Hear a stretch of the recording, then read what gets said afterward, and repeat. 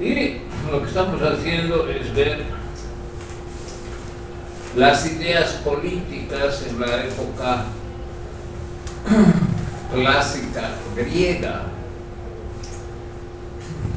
En general se establecen tres etapas de la filosofía griega: la presocrática, que empieza con Tales de Mileto; la clásica, que incluye a Sócrates, Platón y Aristóteles; y la etapa post-aristotélica, con diferentes escuelas, particularmente éticas: el epicureísmo, el estoicismo, el escepticismo, etc.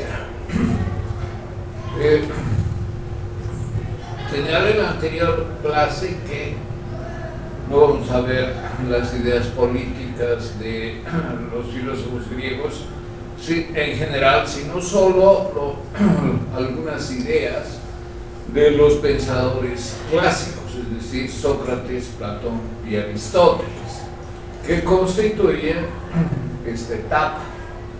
Y como pueden ver aquí, en general uno tiene la idea de que más o menos son contemporáneos, pero no es tanto así, porque como había dicho en la anterior sesión, entre el nacimiento de Sócrates, el 470, y la muerte de Aristóteles, el 322, transcurrieron casi 150 años. Es decir, entre los tres cubren un periodo de un siglo y medio. Por lo tanto, ha habido bastante diferencia en cuanto a su presencia en Grecia y a su influencia. De los tres, el que murió más viejo fue Platón, a los 80 años, y el que murió más joven fue Aristóteles, a los 62. En el caso de Sócrates, posiblemente hubiese vivido algunos años más, porque al parecer tenía muy buena salud, pero murió a los 71 años. Cuando murió Sócrates tomando la cicuta, y ustedes pueden leer, porque lo hagan, esos artículos que les envié, Platón tenía 28 años. Era relativamente joven y vio a su maestro tener que cumplir ese dictamen de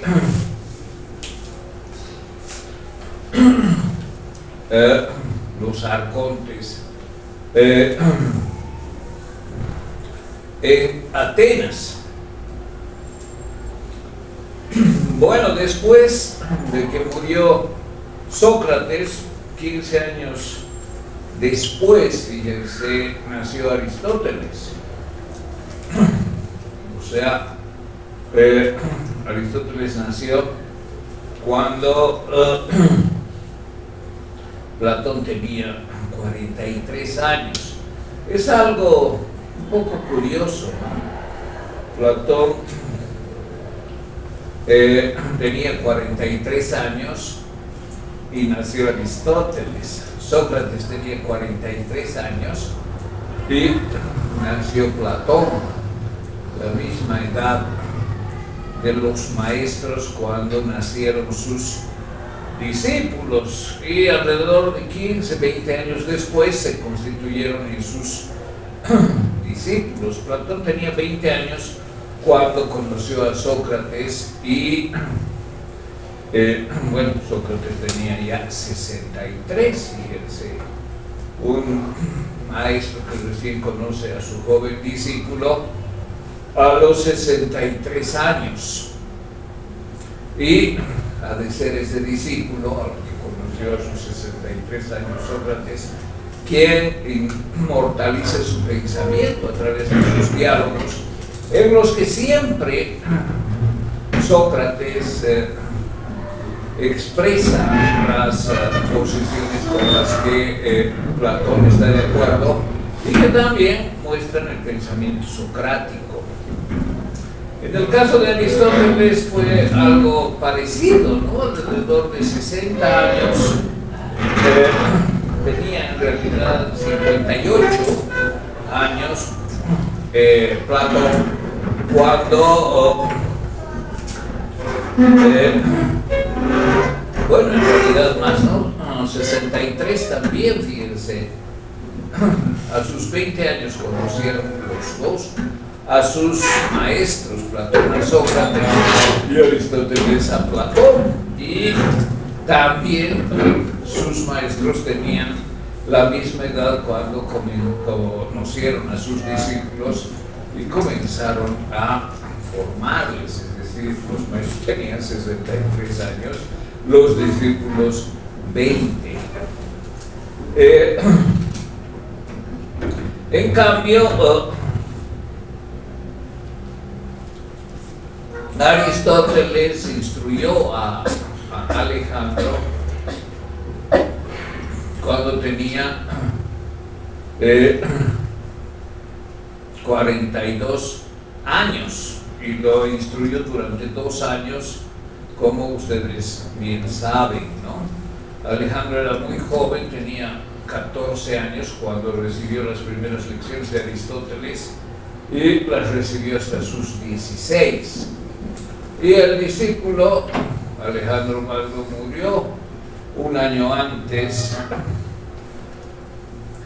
que muriera Aristóteles, lo que lo ha debido a consternar, ¿no? Saber de la muerte de su discípulo, además muy joven, a los 33 años murió Alejandro.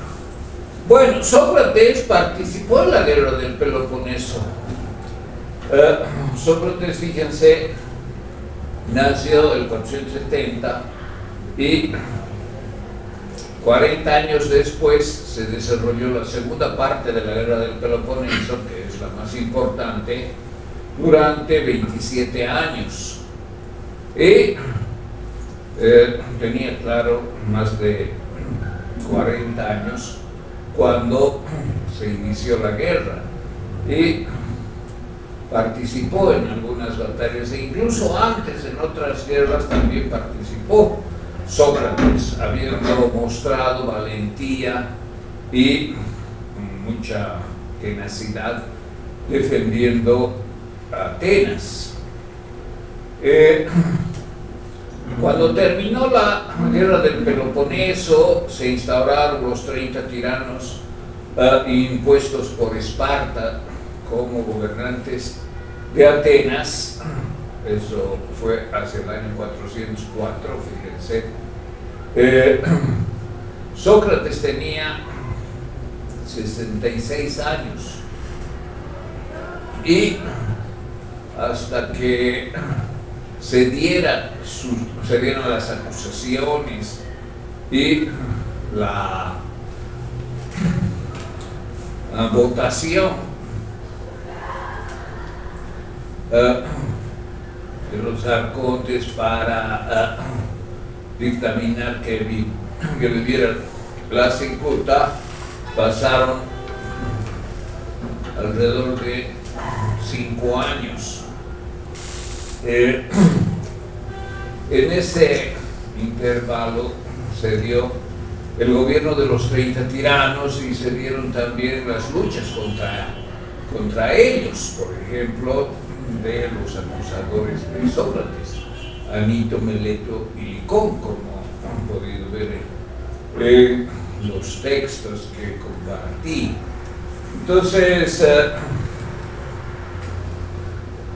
era un ambiente políticamente muy caldeado.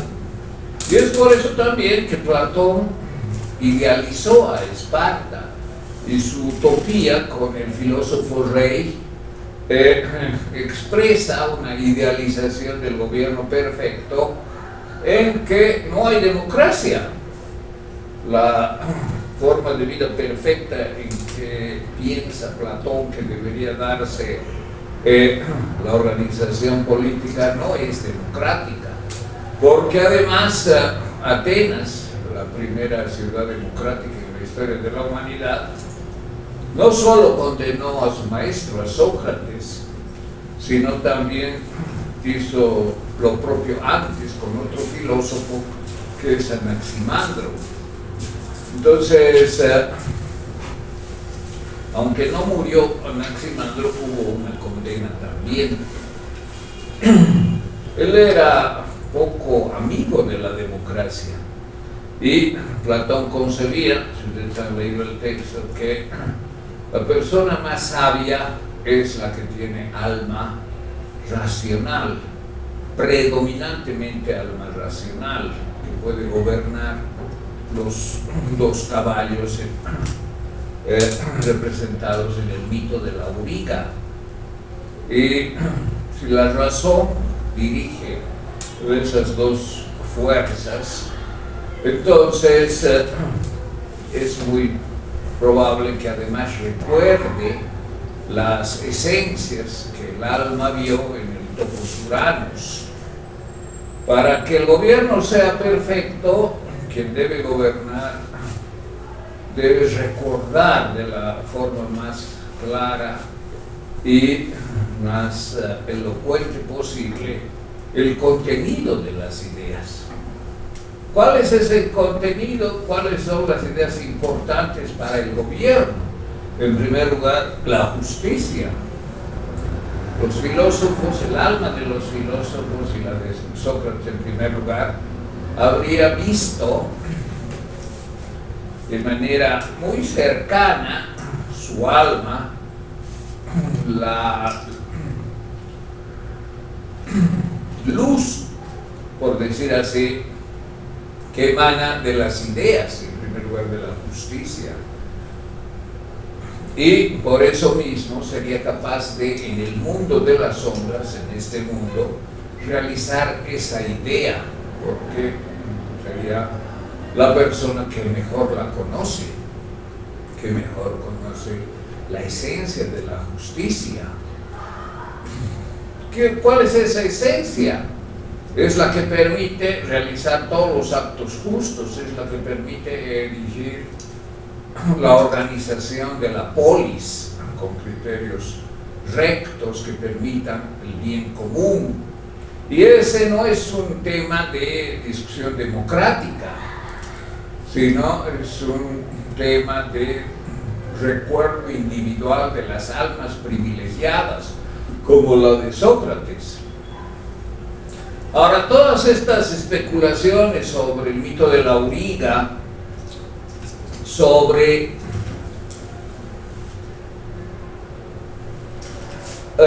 cómo el político, si tiene alma racional predominante, puede gobernar de la mejor manera posible, sin duda que son contenidos filosóficos sumamente especulativos y que poco tienen que ver con Esparta. A ver, vamos a ver algunas diapositivas de Platón y sus ideas políticas.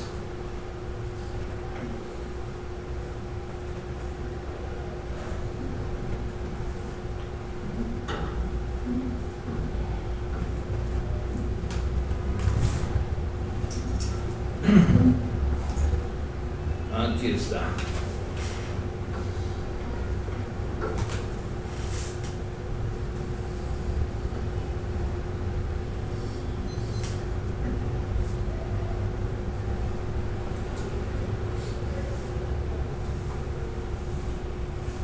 Aquí tienen, por ejemplo, el mito de la auriga, ¿no?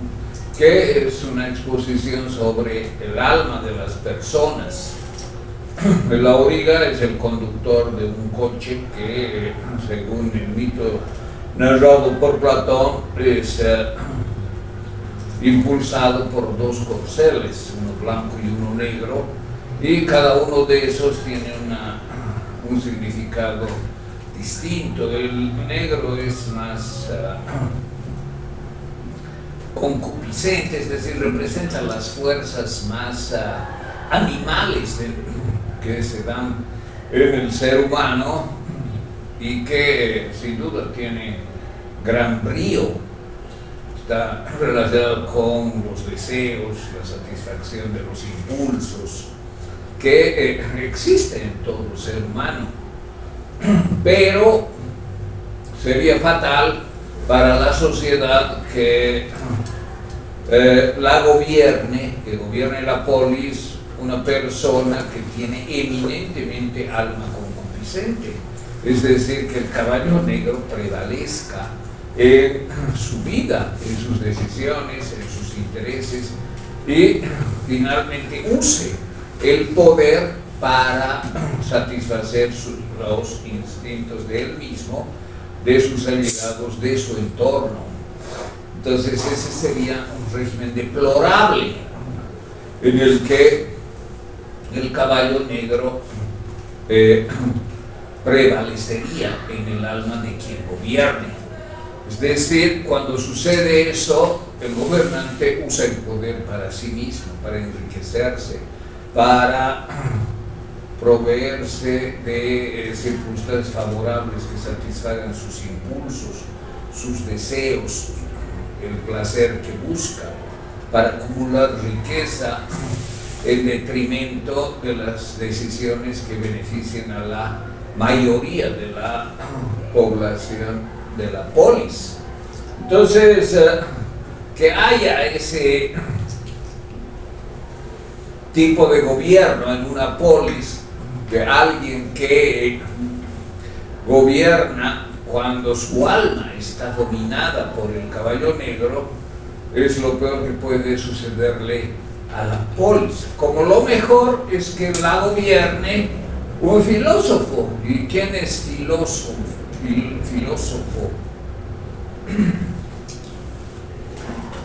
Filósofo es el que tiene eminentemente el alma racional, es decir, el auriga puede dominar al caballo negro, puede refrenarlo.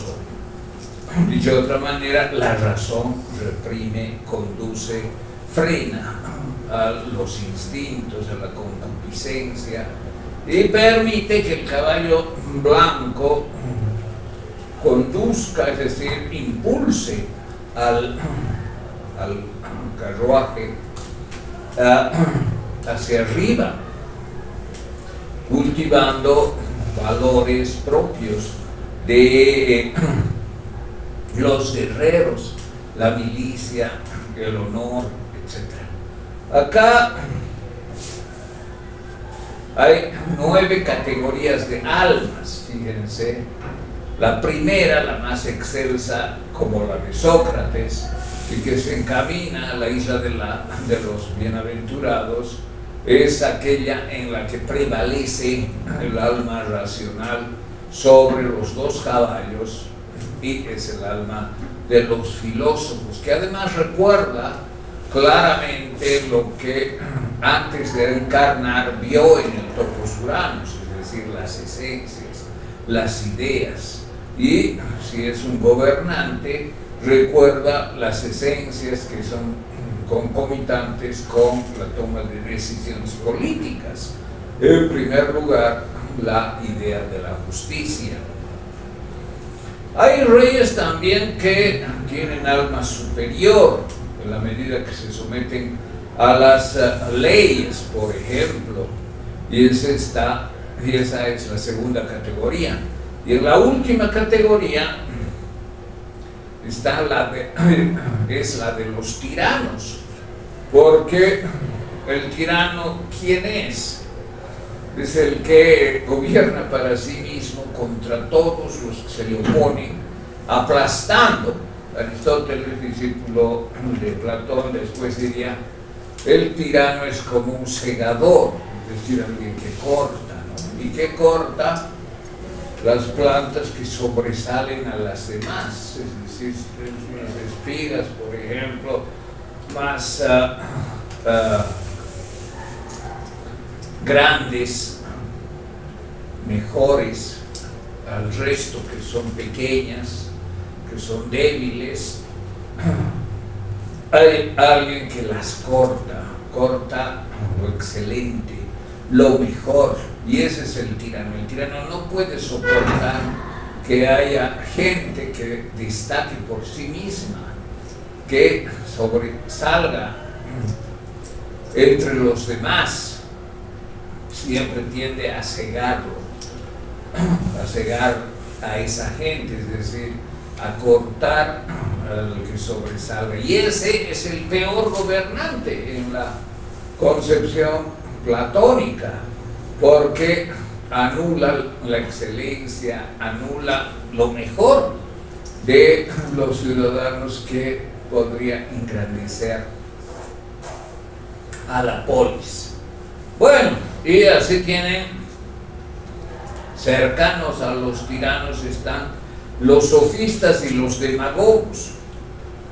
O sea, el alma de los sofistas y los demagogos es casi la peor, de la peor calidad, porque los sofistas no enseñan la verdad, simplemente enseñan la retórica, y los demagogos hacen prevalecer el discurso para convencer y no procuran buscar la verdad. Y bueno, también los artesanos y los campesinos, que son eminentemente de alma concupiscente, tienen un alma de las más bajas, de las menos valiosas. Por encima de ellos están las almas de los poetas. ¿Por qué? Porque Platón dice en la República, el poeta no habla de las ideas, habla de las sombras en el mito de la caverna. Seguramente ustedes conocen el mito de la caverna. Les he mandado un enlace en que hago una presentación del mito y lo comparo con el mito de Eurídice, ¿no? Es decir, los poetas no hablan de las esencias profundas, de lo que está fuera de la caverna, sino hablan de lo aparente, de las sombras, de las penumbras, y creen que esa es la realidad. Bueno, aquí hay algunas consideraciones sobre Platón, el rey, y finalmente Orfeo y Eurídice como el antecedente del mito de la caverna. El mito de la caverna, bueno, aquí hay algunas diapositivas, muestra efectivamente cómo alguien rompiendo las opiniones, la doxa, se aventura en la tarea de buscar más allá de las sombras que ve. Aquí hay otras diapositivas sobre el mito de la caverna. A ver, vamos a ver. Aquí está, por ejemplo, fíjense, están encadenados los hombres que discuten sobre las sombras y no se dan cuenta que en realidad hay algo mucho más vívido, mucho más tangible que esas simples penumbras. Al salir, quien se aventura queda deslumbrado y después descubre que fuera, esta es una diapositiva también que muestra la caverna como otra disposición más literal, de acuerdo a lo que señala Platón en el libro 10 de la República. Quien sale finalmente queda maravillado después de recuperar la visión, porque queda ciego durante unos momentos porque vivía dentro de la caverna. Y esta metáfora, esta alegoría de la caverna representa la vida filosófica de búsqueda de la verdad, de las esencias, superando la doxa, buscando la episteme, es decir, el conocimiento de lo esencial, que en el fondo, en la concepción platónica, es un conocimiento por recuerdo, es la teoría de la anamnesis, ¿no? Bien, entonces no voy a profundizar mucho sobre el mito de la caverna. Vuelve el protagonista a decirles a las personas con las que vivía encadenado en la profundidad de la caverna, que la realidad no son las sombras proyectadas sobre el fondo de la caverna, sino es otra, y que se liberen. A lo que los que están sujetos a sus propias cadenas responden negativamente. Hay, en mi opinión, similitudes con el mito de Orfeo y Eurídice, y eso lo pueden ver con detalle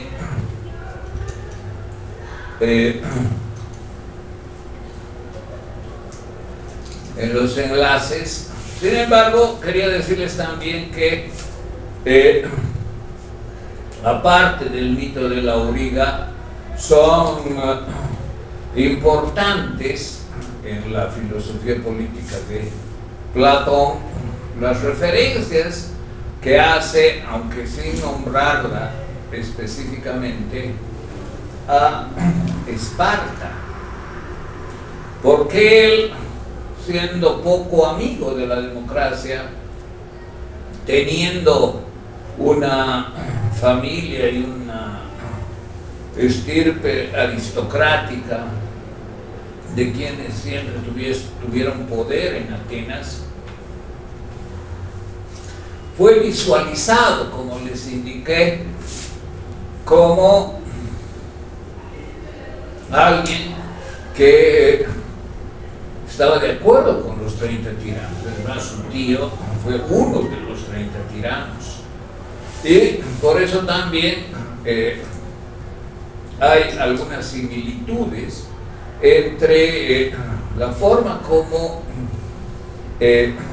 idealiza la ciudad, la polis utópica perfecta, y Esparta.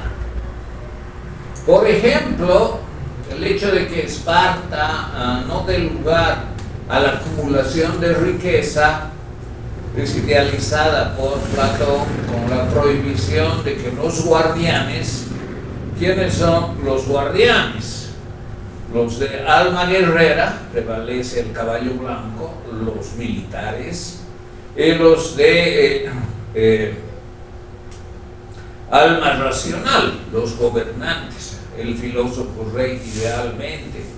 Entonces, los gobernantes, los políticos, pero que sean de alma racional, no alguien que use la política para su propio beneficio, y los militares que tienen los valores propios del caballo blanco, no deberían tener propiedad privada.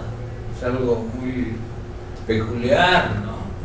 No deberían tener familia en la polis utópica de Platón.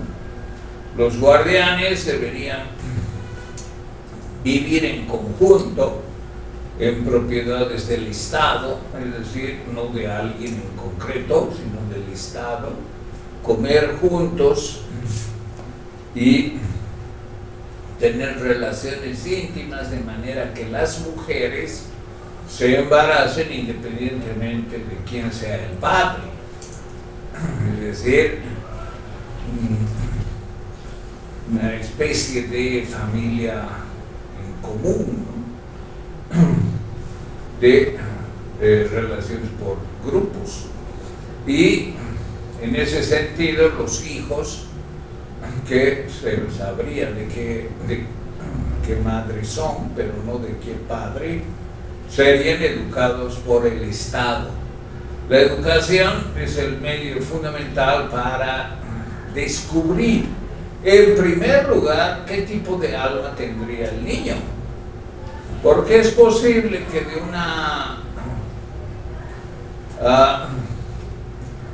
guerrera, de una política, de una guardiana, que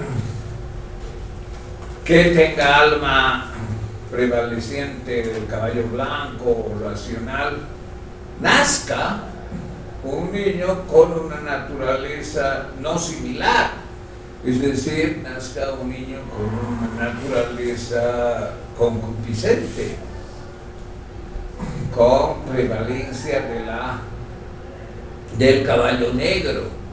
Y en ese sentido, la educación lo primero que debe hacer es descubrir esa naturaleza. Descubierta la naturaleza de cada niño, se dedicaría a enseñarle, formarle, de manera que sea el futuro guardián, sea militar o político, y si no tiene ninguna de esas almas como prevaleciente, bueno, al final se ocupe de las actividades propias de las personas con alma concupiscente, que son actividades como la artesanía o el cultivo de la tierra, la cría de ganado, etc. Es decir, Platón establece la república ideal con una dedicación funcional de las personas a determinadas actividades según la suposición de que habría una naturaleza diferenciada inicial. Y aunque la educación puede formar, no puede cambiar esa naturaleza inicial. Si un niño es de alma concupiscente, pese a que nació de una guardiana, es contra la polis, por ejemplo, que se lo eduque para gobernar. No hay que hacer eso. Y lo propio de una familia de campesinos, de artesanos, de gente con alma concupiscente, es posible que nazca alguien, un niño, que tenga alma prevaleciente de caballo blanco o alma racional. Y en ese caso, a ese niño, la educación debe formarlo para que sea militar o político en el futuro, porque tiene el temple, tiene la naturaleza, tiene los requisitos que se necesita para gobernar o para dirigir militarmente a la polis.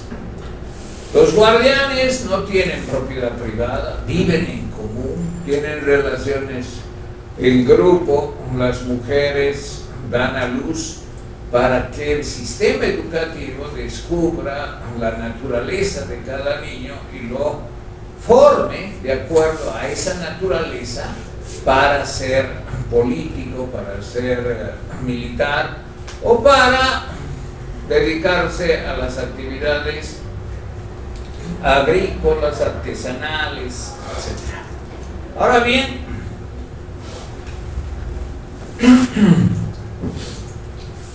los campesinos, los artesanos sí tienen familia, sí tienen propiedad privada, pero no es grande, es decir, tienen pequeña propiedad, viven familiarmente, trabajan asiduamente y constituyen los brazos de la polis, es decir, los brazos que laburan para el sustento de la polis y también para permitir que los políticos y los militares no se dediquen a actividades productivas.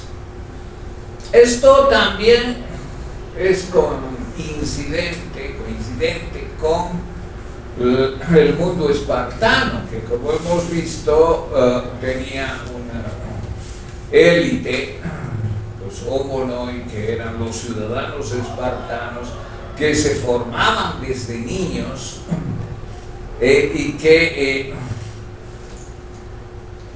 debían tener las habilidades ante todo castrenses para dirigir a la sociedad para constituir el brazo armado que defienda a la polis y que tenían muy escasa propiedad privada. Como se había dicho, 5 días aproximadamente al año estaban con sus esposas en sus hogares, dedicándose la mayor parte del tiempo de un año entero a su formación, que fortalecía los lazos con sus compañeros de armas.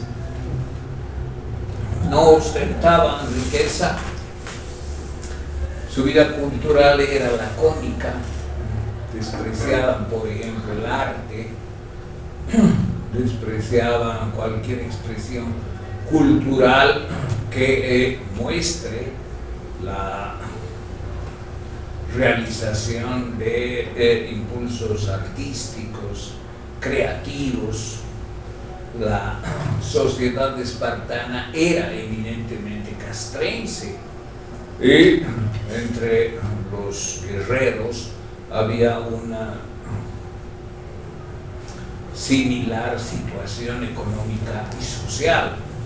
La misma palabra homonoi, que significa hombres iguales, daba lugar a pensar que los ciudadanos espartanos, en un régimen diárquico, eran todos parte de grupos militares constituidos, organizados,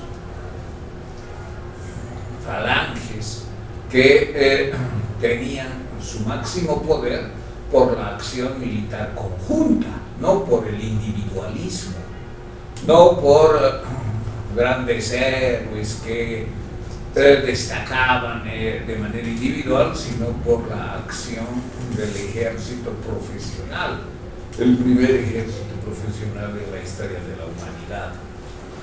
Entonces, esa fue la realidad de Esparta.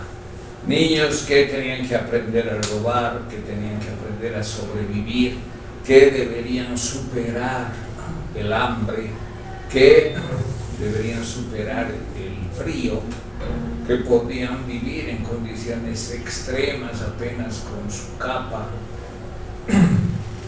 y obviamente sus armas, enfrentando fieras, etc.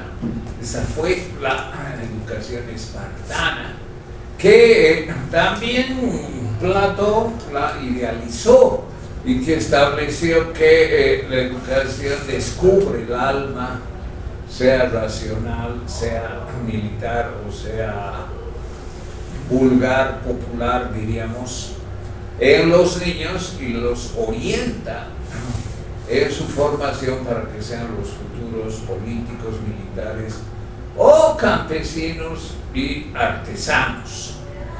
Entonces, la concepción platónica es utópica porque supuestamente con el filósofo rey se realizaría una polis perfecta, donde no solamente los militares, sino ante todo los filósofos gobiernen junto con los militares en condiciones que eviten que quienes tienen poder lo usen para sí mismos y para su grupo de adoradores, es decir, la gente que los apoya. Es más, habría ciertas condiciones como la prohibición de tenencia de familia. Los guardianes no tienen familia, no tienen casa propia, no tienen tierras propias, no usan el poder para sí mismos, no pueden usarlo. Viven en comunidad, hombres por una parte, mujeres por otra parte, se reúnen, se relacionan incluso íntimamente y dan lugar a que nazcan niños, probablemente con una naturaleza similar. Esta es una especulación significativa en Platón, ¿no? Que la política dependa de la antropología, es decir, la política debería depender de la naturaleza humana, y si se tiene personas deplorables con alma predominantemente concupiscible, esas personas no deberían gobernar, porque usarían el poder para sí mismas y para sus grupos. Entonces, eso, idealizando además la realidad de Esparta, ha dado lugar a una reflexión sobre la utopía perfecta, según Platón, en la que son los filósofos y los militares quienes deciden la relevancia de la polis, alcanzando el bien común, es decir, alcanzando la justicia, alcanzando la satisfacción de las necesidades para todos, en una sociedad en que todos son felices, porque el filósofo no es feliz teniendo una esposa, unos hijos y acumulando algunos pequeños bienes. Ese es el mundo para el campesino, ese es el mundo, los valores del artesano: tener mujer, tener casa, tener algunos bienes, tener alguna riqueza y orientar su vida según esos valores. No, el filósofo y el filósofo rey se realiza en la medida que gobierna con justicia, en la medida que implementa el bien común para los ciudadanos bajo su régimen, para los ciudadanos de la polis, en la medida que organiza la vida política de una manera adecuada, dando lugar a que todos realicen su propia naturaleza, a que los de alma militar sean héroes, acumulen reconocimiento heroico, sean parte de una vida castrense gratificante, porque ellos también son felices de esa manera, no sí, teniendo un hogar con ciertos bienes y acumulando riqueza particular. Ese es el mundo solo para los campesinos y artesanos de alma concupiscente, y a ellos hay que gobernarlos. Por eso la democracia no es adecuada, porque la democracia daría lugar a que, siendo mayoría, los de alma concupiscente terminen eligiendo a los peores como gobernantes. ¿Y cuáles son los peores? Otros como ellos, de alma concupiscente. Entonces, el orden natural de la sociedad recta, que se dirige con principios de diferente naturaleza, da lugar al poder incuestionable de los guardianes con las cortapisas que impidan que usen el poder para su propio beneficio. Y eso fue muy coincidente con la forma de vida espartana, que además llegó a Atenas e impuso los 30 tiranos, y en la democracia quienes estuvieron contra los 30 tiranos impuestos por Esparta canalizaron las acusaciones y finalmente la muerte de Sócrates. Bien, con esto creo que tenemos una visión muy general de la filosofía política platónica, que nos muestra la utopía del filósofo rey. Platón trató incluso de llevar a la práctica esto, como les había comentado, en Siracusa, y le fue bastante mal. El rey Hermias se llamaba, le invitó a que le asesorara, y él trató de asesorarle de modo que las decisiones del rey sean indirectamente decisiones de un filósofo.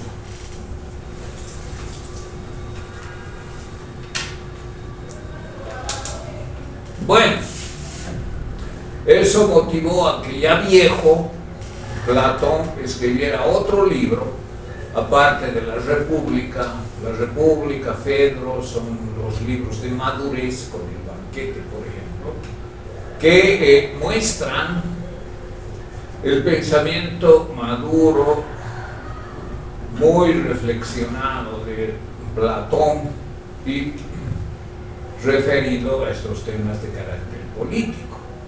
Sin embargo, después de la experiencia de Siracusa, escribió, ya viejo, un libro que se llama Las Leyes. Algunos dicen que es dudosa la autoría, pero sea o no propiamente de Platón, retrocede en torno a la tesis del filósofo rey. Es decir, ya no la sustenta con firmeza y admite que podría haber gobiernos no claramente dirigidos por el filósofo que establezca, gracias a su alma racional y al recuerdo de las esencias que su alma vio, sus propias decisiones para la polis regida. Bueno, eso en lo referido a su propia vida.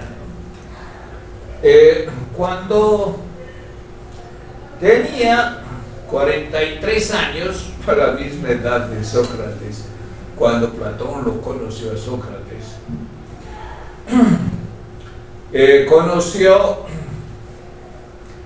nació Aristóteles. Y 15 años después, cuando tenía 58, Platón conoció a Aristóteles, 63 años, cuando tenía 63 años, conoció a Aristóteles, que tenía 20, fíjense, 63 y 20, y fue su discípulo durante largo tiempo. Antes,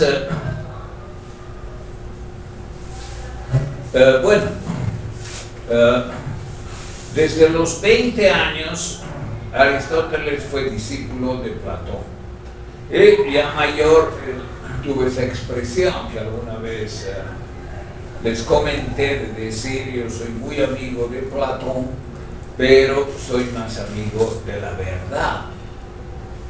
Es decir, la apreciaba mucho Platón, pero estaba en total desacuerdo con sus concepciones idealistas.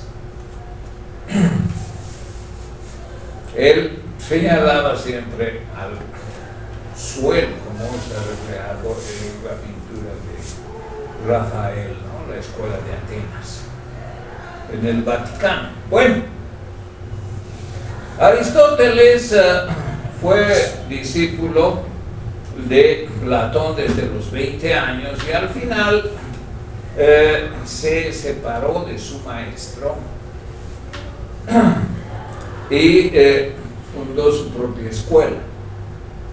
Posiblemente lo conoció en la academia, que era la escuela platónica en Atenas, y después Aristóteles, que nació en Estaquira, vivió en Macedonia, donde formó a Alejandro Magno, cuando Aristóteles tenía 42 años.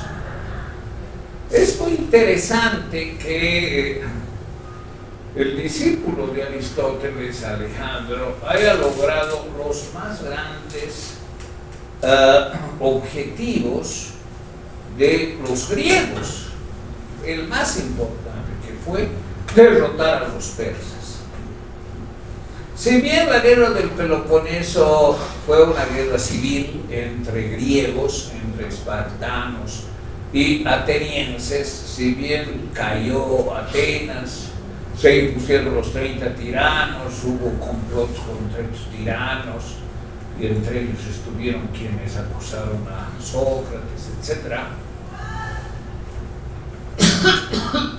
La reivindicación de los griegos no fue que finalmente Atenas sea aplastada y Esparta la vencedora, sino el gran enemigo griego ha sido siempre el imperio persa.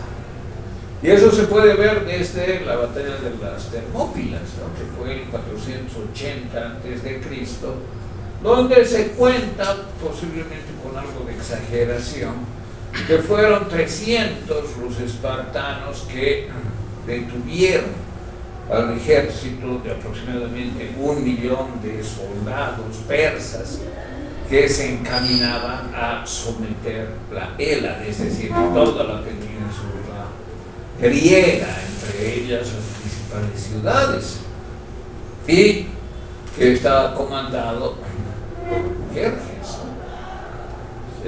Les había comentado algo de esta batalla, en torno a la que hay algunos mitos y narraciones un tanto exageradas, hiperbólicas, pero sin duda que muestra la cooperación que había entre griegos contra los persas.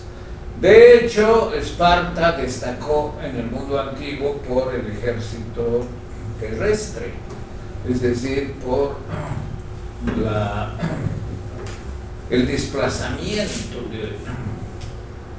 de falanges que podían avanzar de una manera consolidada, impenetrable, y destruir al enemigo horadando cualquier formación militar, es decir, una infantería, por ejemplo, imparable. En cambio, el fuerte de Atenas siempre fue la guerra naval.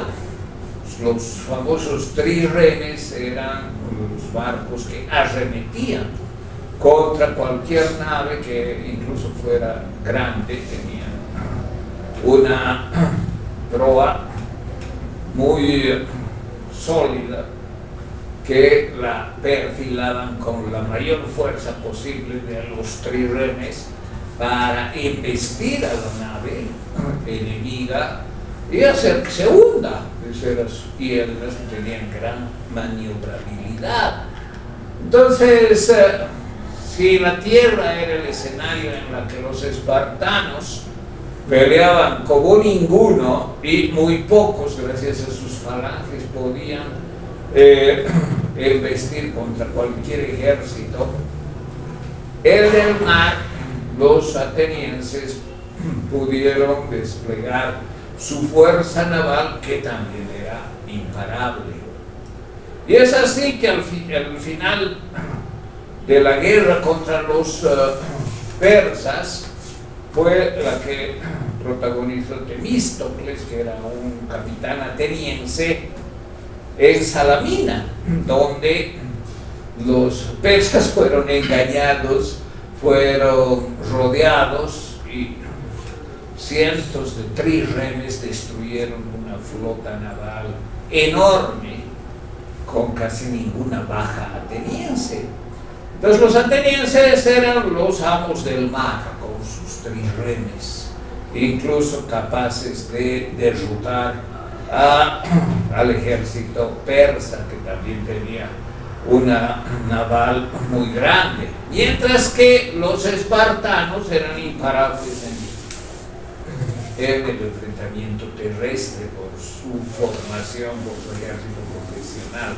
Y de hecho colaboraron espartanos y atenienses hasta la batalla de Salamina y el retiro de Persia, que se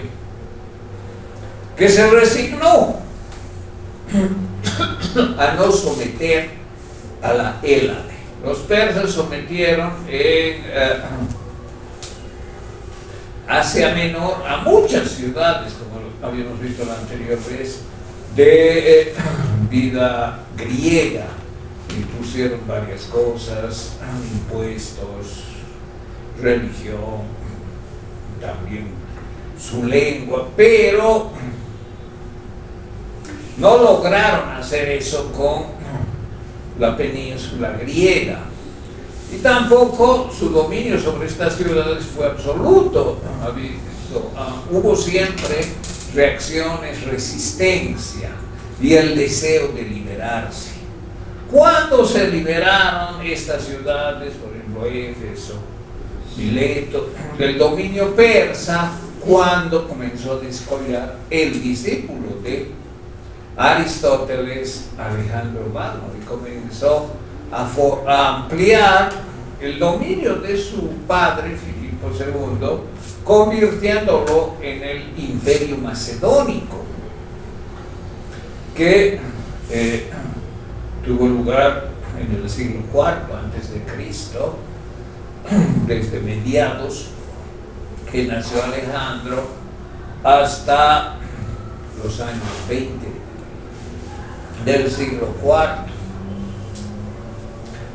¿Qué le ha enseñado Aristóteles a Alejandro que le ha podido servir para que sea un conquistador de la más alta importancia en la historia universal? Es decir, el Imperio Macedónico, dirigido por Alejandro, fue más grande incluso que el Imperio Persa. Y el archienemigo de los griegos, los persas, desde Jerjes, finalmente fueron derrotados por los griegos. Darío escapó en una batalla y después terminó muerto.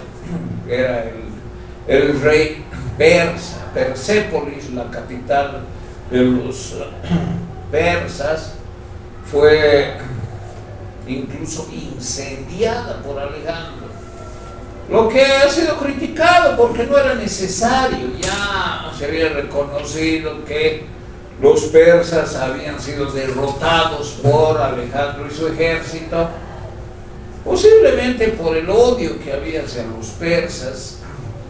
Alejandro terminó incendiando su capital, Persépolis, y pese al poder que logró Alejandro y la riqueza que usurpó de los propios persas, se decía que en Persépolis tenía 365 esposas, una para cada día del año. Alejandro Magno, que obviamente eran persas, eran las nobles persas. El avance de Alejandro fue hasta la India. Muchas veces estuvo a punto de morir, lo hirieron en batalla, pero tenía tal perseverancia y era tal su genio militar que siempre resultaba triunfador. Se retiró de la India, se mantuvo en Persépolis, en el cercano oriente, y también gobernó con sus propios generales incluso en Egipto. Esos son los ptolomeicos, ¿no? Los gobernantes de la dinastía de Ptolomeo, que fue un general de Alejandro impuesto para el gobierno sobre Egipto. Entonces, un imperio que llegaba hasta Egipto, llegó hasta la India, retrocedió, mantuvo el dominio sobre Persia, era algo inédito, porque los persas nunca pudieron llegar sobre la península griega ni más allá, hacia el oeste, y Alejandro pudo hacerlo. ¿Qué aprendió de Aristóteles? ¿Qué le enseñó a Aristóteles? Aristóteles no fue, como muchos creen, un filósofo especulativo que solo hablaba de sus ideas abstrusas como la materia prima, la forma sustancial, el motor inmóvil y otros contenidos difíciles de entender propios de su metafísica. Él, y eso hay que reconocer, daba mucha importancia a la experiencia. No fue solo un filósofo de la deducción, de tener un juicio universal y de ahí estar seguro de la verdad de un juicio particular. Por ejemplo, decir, todos los hombres son mortales, Sócrates es hombre, por lo tanto Sócrates es mortal. Ese silogismo, que responde a una forma específica, Darío, es evidentemente una deducción, y Aristóteles fue el cultivador de la lógica de una manera impresionantemente completa, de una manera extraordinariamente sólida. Pero Aristóteles no fue solo un filósofo de la deducción, él también fue un filósofo que valoraba la inducción. Vamos a ver aquí algunas diapositivas de Aristóteles que también les voy a enviar.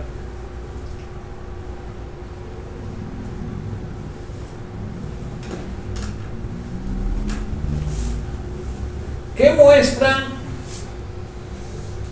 el valor que tenía, por ejemplo, para Aristóteles, la inducción. No fue solo un filósofo de la deducción, sino de la inducción, y eso muestra que Aristóteles valoraba la observación.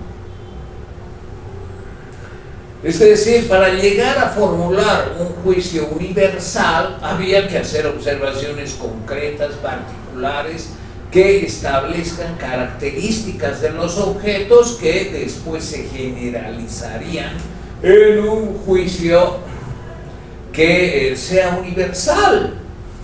Es decir, si yo veo un caso A1, otro caso A2, otro caso A3, otro caso A4, y así muchos, y en cada caso veo que existe una propiedad determinada P, A1 tiene P, A2 tiene P, A3 tiene P, entonces puedo hacer una generalización y decir todo A tiene P. Esto es fundamental de entender en la filosofía de Aristóteles. Es decir, la inducción también fue valorada y desarrollada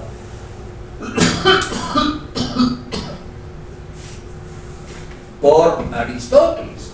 Y escribió muchos libros donde se advierte la valoración que él hace de la inducción. Entonces, muchos autores posteriores, para descalificar a Aristóteles, dicen que fue solo un filósofo deductivo. No es cierto. También fue un filósofo que desplegó, fundamentó la inducción. Y, bueno, también la deducción, especialmente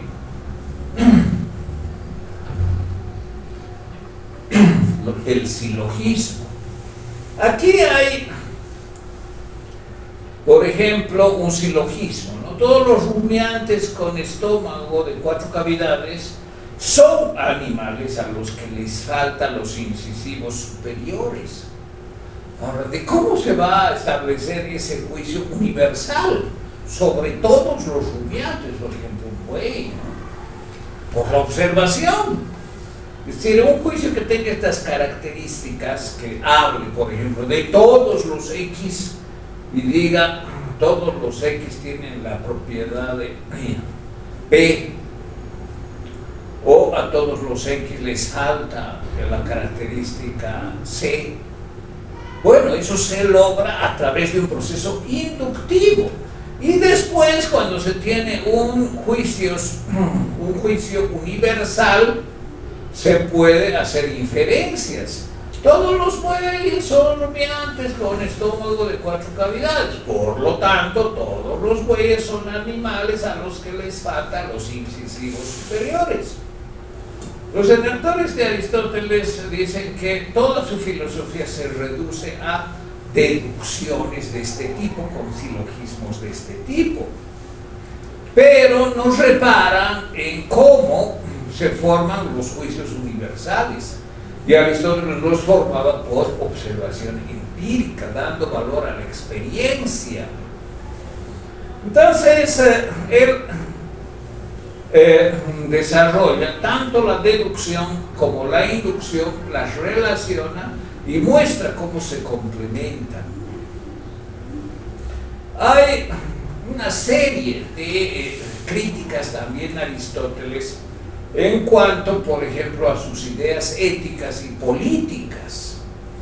Las ideas políticas de Aristóteles no son la exposición de una utopía soñada como el modelo perfecto, sino es el desarrollo de un gobierno que él presume que se podría lograr como un buen gobierno, posible de alcanzar, no como una utopía descrita, no como la utopía descrita por Platón, por ejemplo. En el segundo libro de la Política, el libro que se conoce de Aristóteles, La Política, argumenta en contra de las utopías.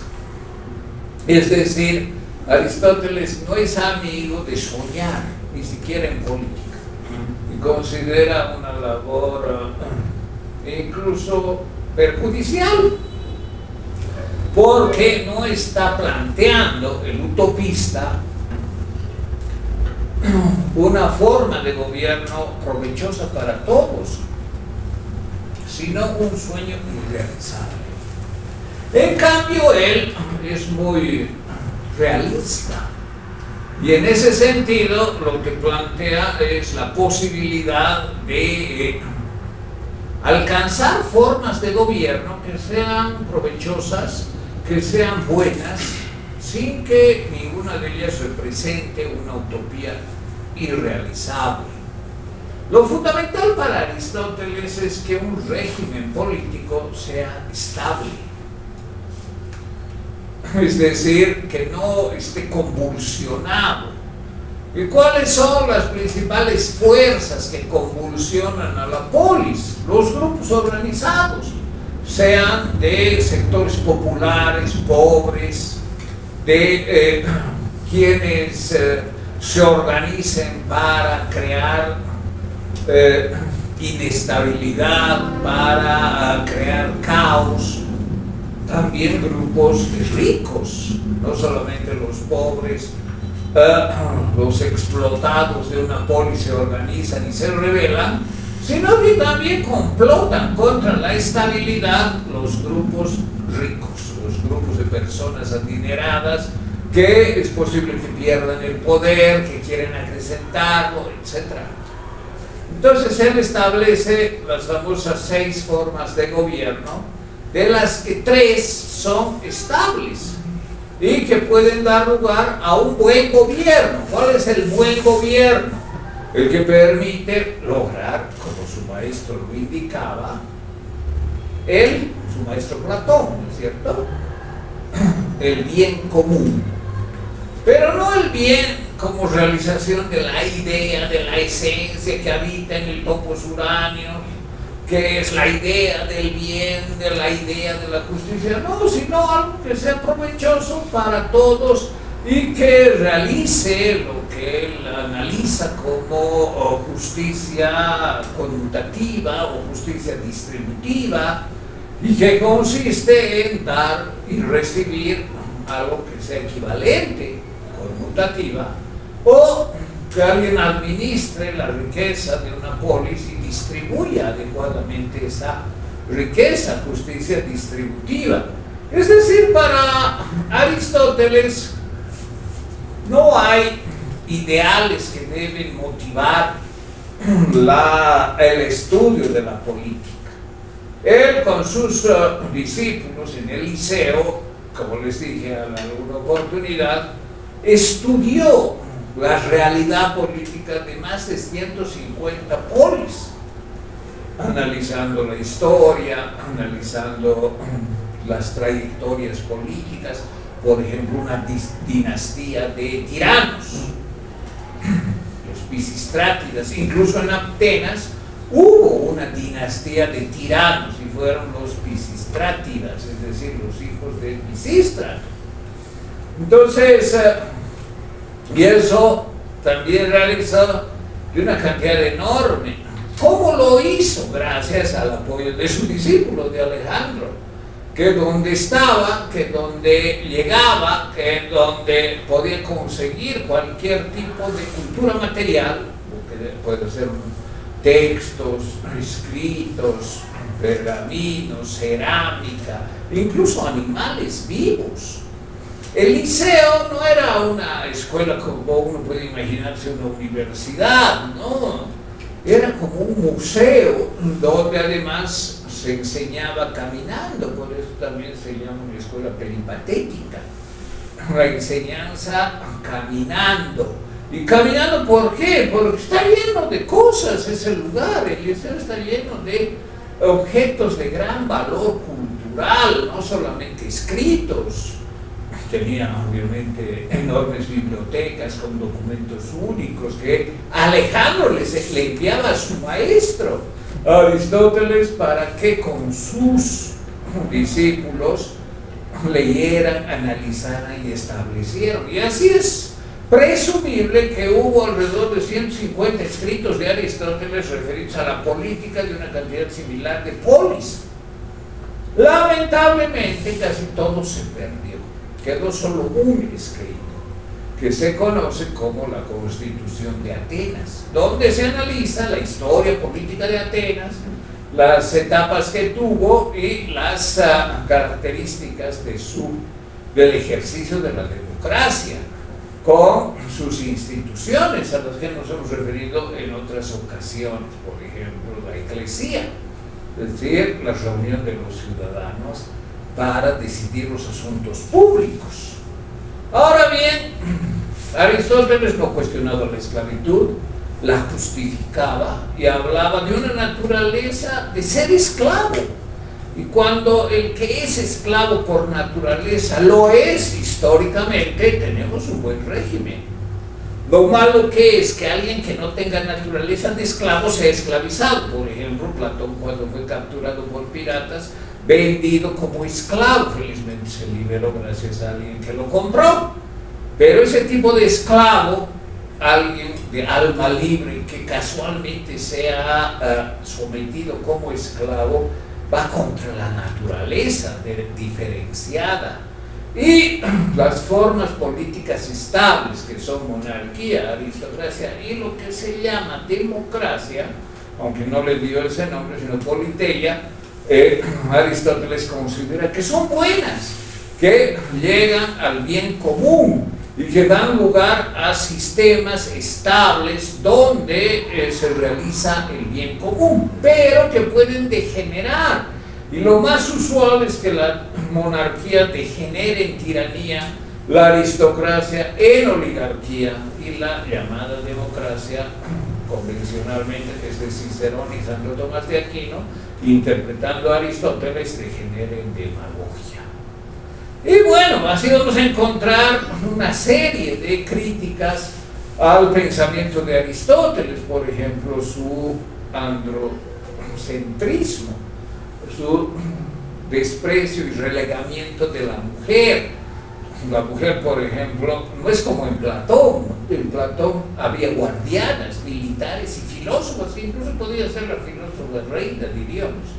Pero en Aristóteles no, la mujer siempre está relegada, aunque sea la principal en el oikos griego, en el lugar, en la casa griega, está siempre sometida al gobierno de lo que los latinos llamaron después paterfamilias, es decir, el hombre ciudadano con propiedad que además es cabeza de la familia y gobierna sobre las mujeres, sobre los esclavos, sobre los niños, y en la esfera pública es ciudadano, que eventualmente puede cumplir funciones públicas.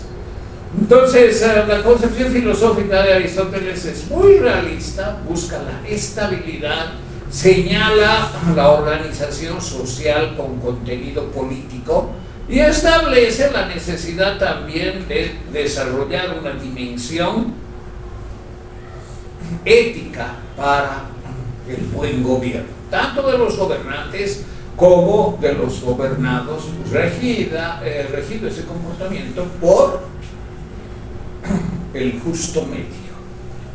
Bueno, espero que en el futuro haya oportunidad de hacer referencia a algunos otros contenidos, Pero creo que hasta aquí hemos podido ver las ideas principales de los filósofos clásicos de Grecia sobre la política.